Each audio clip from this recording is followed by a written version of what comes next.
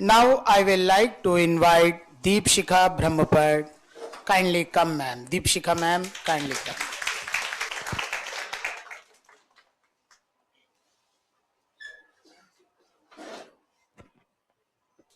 हाँ, सबसे पहले अपनी थोड़ी सी जुडिशियल जर्नी के बारे में बताइएगा मैम।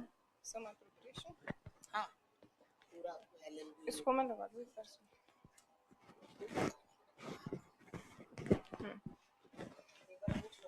आवाज आ रही है?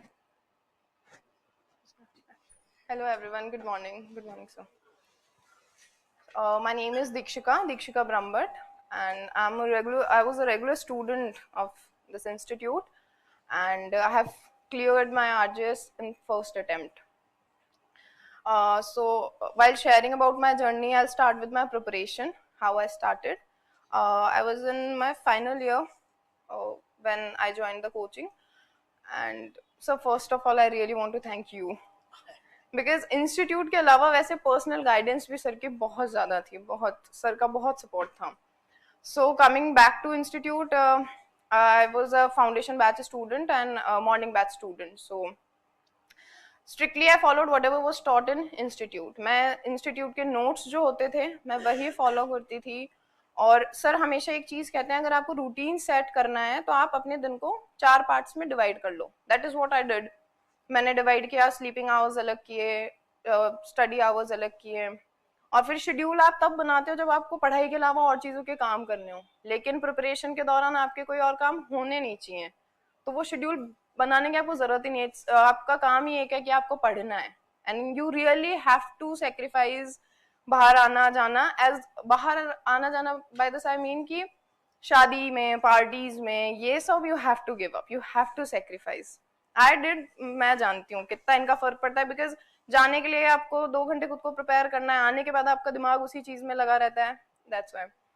Then after my final year, यहाँ मेरा फाउंडेशन कोर्स पूरा हो चुका था. So I used to study at my home. मतलब मैं घर पे ही पढ़ती थी. मैं लाइब्रेरी में गई बट सेटल नहीं हो पाया था लाइब्रेरी में.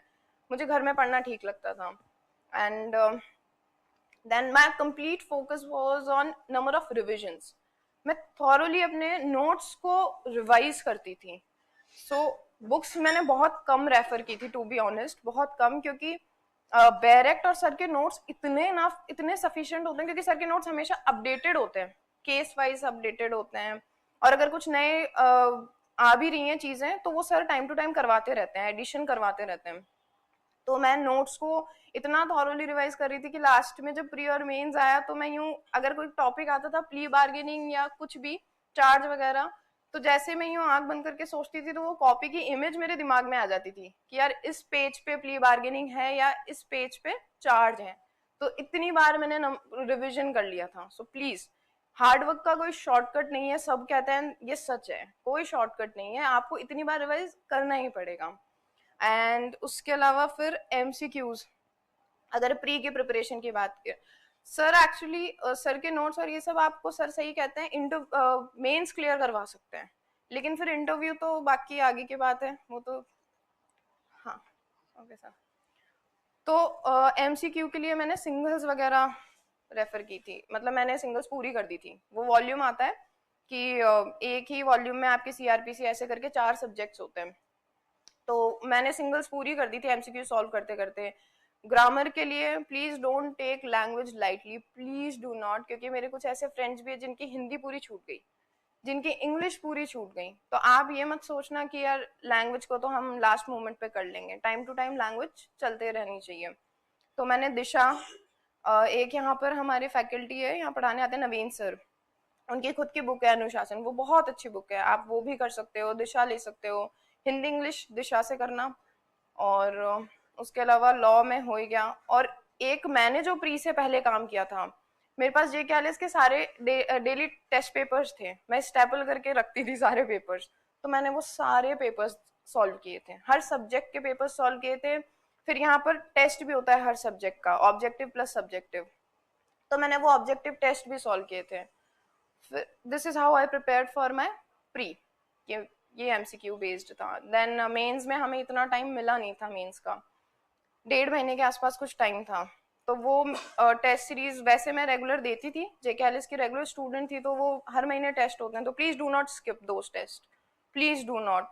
क्योंकि हम एक बार स्किप करना शुरू कर देते हैं ना, फिर वो हमारी हैबिट बन जाती है कि घर ले आएंगे, घर ला कर दे देंगे। ऑल्दो मेरे साथ भी ऐसा हुआ था, स्टार्टिंग में मैंने बहुत स्किप किए थे, लेकिन फिर बाद में मुझे लगा कि नहीं, एक बार अगर हैबिट बन गई तो आप स्किप करते चले जाओगे। So please don't do that, regularly papers देना अपने। पर मुझे टाइम इतना मिल नहीं पाया था, तो सर के शायद आरजे मॉक पेपर्स भी थे, तो जो क्वेश्चंस मुझे नहीं आते थे वो मैं सॉल्व करती थी, और जो क्वेश्चंस वो आ रहे थे मैं देखती हुई चलती थी। तो मैंने हर मतलब प्रिपरेशन के दौरान हर क्वेश्चन को नजर से निकाला एक बार कि क्या है। This is how I prepare for mains. इसके अलावा सर हमेशा हमेशा क्लास में कहते हैं, और वो बहुत बहुत जरूरी चीज है, जिसका ऐसे तैयार है उसका आरजेस है। ये सर कहते हैं और ये सच है, और ऐसे का कोई ऐसा हार्ड एंड फास्ट रूल नहीं है। It's very easy. टॉपिक्स की लिस्ट बना लो कि ये 20 टॉपिक्स मुझे प्रिपेयर करने हैं, 25 टॉपिक्स प्रिपेयर करने हैं, और उनके बारे में दिन में आधा घंटा निकाल के सोने से पहले कभी भी ऑनलाइन पढ़ लिया, किसी बुक में पढ़ लिया, न्यूज़पेपर में पढ़ लिया, and right about it. For example artificial intelligence अभी बहुत ज़्यादा न्यूज़ में था, तो वी प्रिपेयर्ड ऐसे ऑन दैट। सो हमने क्या किया था कि आर्टिफिशियल इंटेलिजेंस के मैंने कॉपी में 10 पेज छोड़ दिए, फिर बाद में चाइल्ड लेबर, ऐसे मैंने 10-10 पेजेस के टॉपिक वो किए। जो भी मुझे कंटेंट मिलता था आई यूज्ड टू राइट, क्योंकि जब आप ऐसे लिखने बैठते हो ना, वो एक अलग चीज है, वो थोड़ा टाइम कंज्यूमिंग है, क्योंकि इंट्रोडक्शन, वो फॉर्मेट सब सिखा देंगे सर, अरविंद सर हैं, नवीन सर हैं, ये सब फॉर्मेट सिखा देते हैं, लेकिन कंटेंट जब तक आपके पास नहीं होगा आप ऐसे लिखोगे कहाँ से? बिना कंटेंट के यू कांट राइट ऐसे। और वो कंटेंट तैयार करने में बहुत टाइम लगता है। हम ये सोचते हैं प्री निकाले फिर कर लेंगे, तो ये नहीं हो पाता। वहां पर मेंस में हड़बड़ी मच जाती है बहुत ज्यादा। एक बार फ्री होने के बाद आपको यूं लगता है कि लॉ पढ़ूं, ऐसे करूं, हिंदी करूं, इंग्लिश करूं, टेस्ट देने जाऊं, क्या करूं? और अगर हमारी जैसी हालत हो गई कि 1.5 महीना मिल रहा है, तब तो बहुत ही मुश्किल है। ऐसे मत छोड़ना, रोज का थोड़ा टाइम ऐसे को जरूर देना। इट्स नॉट हार्ड, प्लीज थोड़ा सा कंटेंट लिखना। फिर जब बैच शुरू हो जाए ऐसे का, तो आप लिखना सीख जाओगे, so you will know how to present your content. लेकिन कंटेंट आएगा तभी तो आप प्रेजेंट करोगे उसे। एंड ये हो गया ऐसे प्रिपरेशन। एंड इसके अलावा प्लीज नोट्स पे रहना। जे कैलिस के नोट्स वैसे सफिशिएंट है, you don't have to go to other institutes. आप बुक्स को रेफर कर सकते हो। बैरेक तो हमेशा करनी ही करनी है, सर तो खुद ही कहते हैं बैरेक से आप ऐड करो एक पेज, शायद सर बोलते हैं भी है छोड़ने को, हाँ, तो यू शुड डू दैट। उसके बाद आप ऐड कर सकते हो उसमें। मेरा जो ड्रॉबैक था, जो मुझे प्रॉब्लम लगी, वो यही थी कि मैं जब रिवीजन करने बैठती थी ना, तो मैं पूरे रिविजन्स मतलब पूरी कॉपी को रिवाइज करने पे लग जाती थी। And CrPC is in itself एक रामायण है, वो इतनी मोटी नोटबुक है। तो मुझे मेरे दोस्त बोलते भी थे कि यार आधा पढ़ ले, जो इम्पोर्टेंट है वो पढ़ ले, बट आई वाज लाइक पूरा रिविजन करना है, तो डोंट डू दैट। जो जिस वक्त इम्पोर्टेंट लगे ना, एक उस चीज पे टिके रहना कि हाँ ये इम्पोर्टेंट है तो मुझे अभी ये पढ़ना है। उसके अलावा टेस्ट देते रहना। सर जो कहते हैं please follow that. Number of revision very important है, जितना ज्यादा रिविजन होगा। वहाँ मेंस में क्या होता है, आपका पेन रुकना नहीं चाहिए।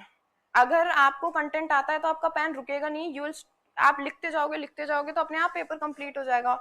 मेरा क्रिमिनल का paper, I am not kidding, मेरा क्रिमिनल का पेपर सच में 2-4 मिनट पहले हो गया था, 2-4 मिनट पहले, कि हाँ मुझे ये नहीं कि पेपर खींच के कोई लेकर जा रहा है, ऐसा नहीं था। मैंने पहले ही पैक करके रख दिया था। उधर मैं साइड में देख रही थी तो जजमेंट्स छूट गए थे, सिविल में भी बहुत लोगों के क्वेश्चन छूट गए थे, लेकिन थैंकफुली मुझे ऐसी कोई दिक्कत नहीं आई थी, मेरा पेपर नहीं छूटा था, हो गया था कंप्लीट। तो स्पीड का थोड़ा ध्यान रखना, और स्पीड आप तभी मैनेज कर पाओगे जब आपको कंटेंट आता है।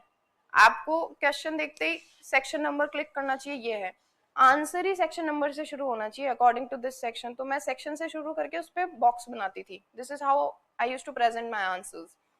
और ऐसे में भी प्रेजेंटेशन की वजह से ही, क्योंकि इंग्लिश का ऐसे, आई डोंट नो आप लोगों ने पेपर देखा है नहीं देखा, इंग्लिश के ऐसे बहुत गंदे थे, सर को तो शायद पता ही है। एक भी टॉपिक ऐसा नहीं था जो हमने देख रखा हो या हमने प्रिपेयर किया हो, दैट वाज वेरी डिफरेंट। तो उसमें सिर्फ प्रेजेंटेशन, आपकी नॉलेज, यही सब था। प्रेजेंटेशन वेरी इंपॉर्टेंट, प्लीज सब ध्यान रखना अपनी लैंग्वेज और प्रेजेंटेशन का। बाकी प्रिपरेशन के दौरान एक दोस्त जरूर रखना।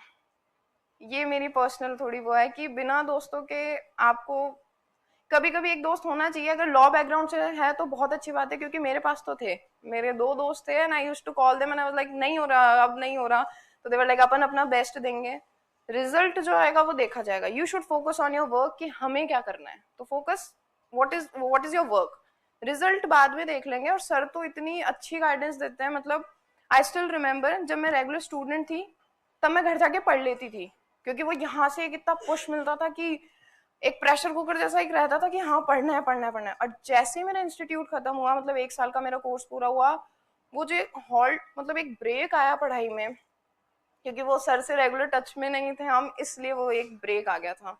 फिर खुद को उठाना, फिर पढ़ाई पे लगना, वो थोड़ा मुश्किल था। तो इंस्टीट्यूट में हो तो रेगुलर मोटिवेशन डोज मिलता रहता है सर से। बाकी अगर इंस्टीट्यूट पूरा भी हो जाता है तो उसके बाद भी यू शुड कंटिन्यू, एक रिदम बना रहना चाहिए रूटीन का, बस that's all. Thank you. Thanks a lot, ma'am.